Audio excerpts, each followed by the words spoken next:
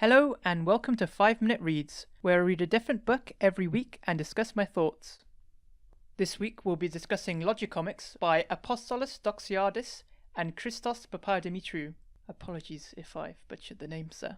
So the book is about British mathematician Bertrand Russell, and the format's quite interesting. So first off the bat, it's a graphic novel, so it's sort of like a comic, maybe a bit more formal because of the maths theme.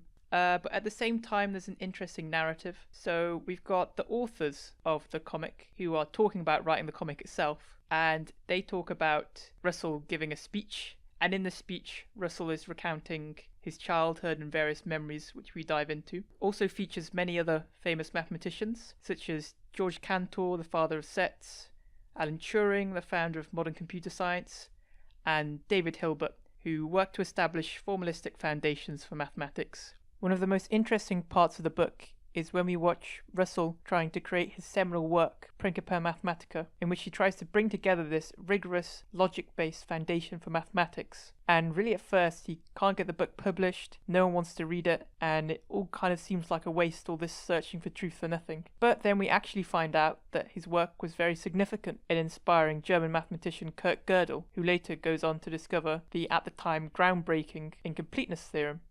I recently watched the film A Beautiful Mind, which follows the life of John Nash, the mathematician at Princeton. I'm reminded of some parallels actually, because in Logicomix, Bertrand Russell from a young age is exposed to mental illness.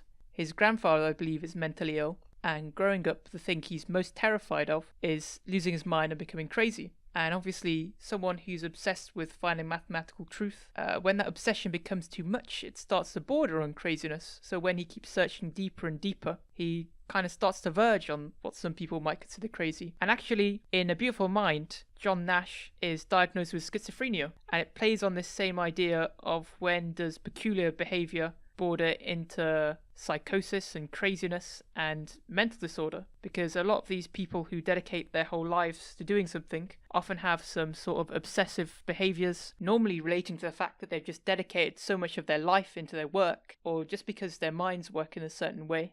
The book is really an amalgamation of different intertwined plot points about Russell and about his life. And I don't want to ruin too many of them, but what I would say is the book for me was a very enjoyable read. It's very accessible. It didn't really require any high-level maths at all. Anything that is mentioned is explained in the back of the book. It definitely made me think more about mathematical statements, thinking even the easiest of statements, 1 + 1 is 2, how could you really show it to be true, questioning things more, and just overall very thought-provoking, quite interesting book, and also a very interesting insight into the life of Bertrand Russell. So I hope you enjoyed listening to a few of my thoughts about Logicomix, and hopefully I'll see you next week. Goodbye.